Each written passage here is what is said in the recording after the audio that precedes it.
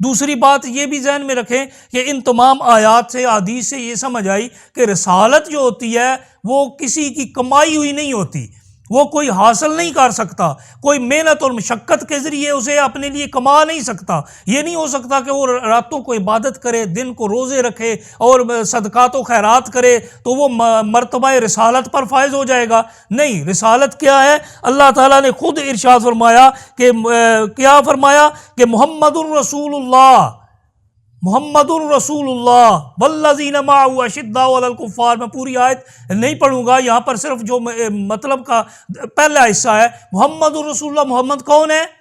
اللہ کے رسول ہیں۔ محمد خود رسول نہیں ہے، محمد کس کے رسول ہیں؟ اللہ کے رسول ہیں۔ گویا وہ خود رسالت پر متمکن نہیں ہوئے، وہ خود مقام رسالت پر فائز نہیں ہوئے، بلکہ انہیں اللہ نے اپنا رسول بنایا ہے۔ پتہ چلا رسالت کمائی ہوئی کسبی مقام و مرتبہ نہیں ہے، بلکہ یہ اللہ تعالیٰ سے وابی صفت ہے، اللہ تعالیٰ کی عطا کردہ صفت ہے۔ اللہ تعالیٰ جس کو چاہے، اللہ اعلم حیث یجعل الرسالہ۔ اللہ تعالیٰ نے ارشاد فرمایا سورہ الانعام آیا نمبر 124، رب کائنات ارشاد فرماتا ہے اللہ اعلم حیث یجعل الرسالہ، اللہ خوب جانتا ہے کہ رسالت کہاں میں نے رکھنی ہے، رسول کسے بنانا ہے، رسالت کے مقام پر کسے فائز کرنا ہے، یہ اللہ تعالیٰ بہتر جانتا ہے۔ تو پتہ چلا ایمان کا جو قولی حصہ ہے، سب سے پہلا جو مقام آتا ہے وہ کلمہ طیبہ کا اقرار ہے، لا الہ الا اللہ محمد الرسول اللہ۔ یہیں سے ایمان کا، یہیں سے عبادتوں کا آغاز ہوتا ہے۔ جب تک یہ نہ پڑھا جائے زبان سے یا یہ ادا نہ کیا جائے، تب تک اس کی عبادتیں، اس کی ریاضتیں، اس کی تمام فرائض و واجبات کی ادائیگی یہ کسی قابل نہیں۔ وہ صدقات و خیرات کرتا رہے، دن کو بھوکا رہتا رہے، راتوں کو کھڑا ہوتا رہے، جب تک وہ کلمہ طیبہ نہیں پڑھ لیتا، دائرہ ایمان میں داخل ہونے کا وہ اعلان نہیں کرتا، تب تک اس کی کوئی عبادت، کوئی ریاضت، کوئی عملی کام قابل قبول نہیں ہے۔ تو حضرات گرامی قدر، عبادت قولی کا پہلا اظہار ہوتا ہے کلمہ طیبہ کے اقرار سے۔ تو اس کا دوسرا کیا ہے؟ اسی کی بنا پر اب دوسرا حصہ آتا ہے۔ دوسری عبادت کا دوسرا طریق کیا آتا ہے؟ عبادت کا دوسرا طریق آتا ہے ذکر و اذکار۔ ذکر و اذکار، زبان سے ادا کرنا، کلمات ادا کرنا، ذکر کرنا، اور زبان سے مختلف طرز کے کلمات کو ورد اور وظیفے کے طور پر ادا کرنا، رب کو یاد کرنا، رب کے اسماء کو یاد کرنا، رب کی صفات کو یاد کرنا، رسول اللہ صلی اللہ علیہ وسلم پر درود و سلام پڑھنا، یہ کیا ہے؟ یہ زبان سے ذکر ہے۔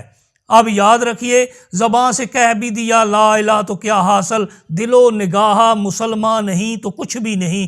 اگر زبان سے لا الہ الا اللہ کہہ بھی دیا، جب تک دل مطمئن نہیں، جو پچھلے ہمارا پروگرام سارا اس پر تھا کہ دل جب تک اس کا اقرار نہیں کرتا، دل سے آغاز ہوتا ہے ایمان کا، دل سے آغاز ہوتا ہے اسلام کا، دل سے آغاز ہوتا ہے بندگی کا، دل سے اظہار ہوتا ہے، دل سے آغاز ہوتا ہے بندے کی بندگی کا اور اس کے طریقے عبادت کا، اس کے خالص و مخلص ہونے کا، اس کے رب کے بندہ ہونے کا اور رب کی بندگی کا قلادہ اپنے گلے میں ڈالنے کا آغاز ہوتا ہے، دل سے اظہار ہوتا ہے۔ اس کی پہلا اظہار کا پہلا طریق کیا ہوتا ہے؟ وہ زبان سے کہے لا الہ الا اللہ محمد رسول اللہ۔ یہ خود بھی ایک ذکر ہے۔ تو رب کائنات قرآن پاک کے اندر ذکر کے بارے میں ارشاد فرماتا ہے الا بذکر اللہ تطمئن القلوب، خبردار دلوں کو اطمینان کہاں نصیب ہوتا ہے؟ اللہ کے ذکر میں۔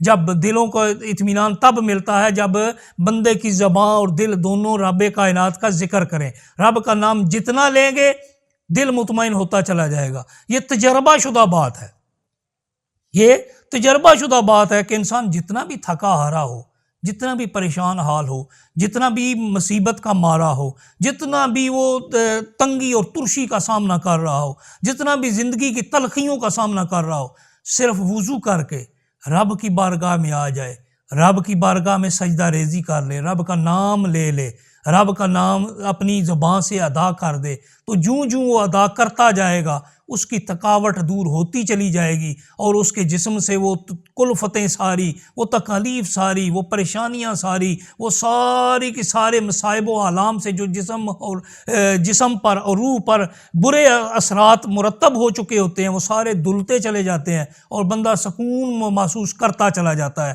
الا بذکر اللہ تطمئن القلوب، بے شک خبردار اللہ کے ذکر سے ہی دلوں کو اطمینان ملتا ہے۔ اگر پریشان حال ہو تو اللہ کا ذکر کرو، اگر تھکے ہارے ہو اللہ کا ذکر کرو، اگر تم مصیبتوں کے مارے ہو تو رب کا ذکر کرو، اگر تمہارا دل پریشان ہے، تم طرح طرح کی مصیبتوں کا سامنا کر رہے ہو، کہیں سکون نہیں مل رہا، تو سکون کہاں ملے گا؟ سکون ملے گا رب کے ذکر میں،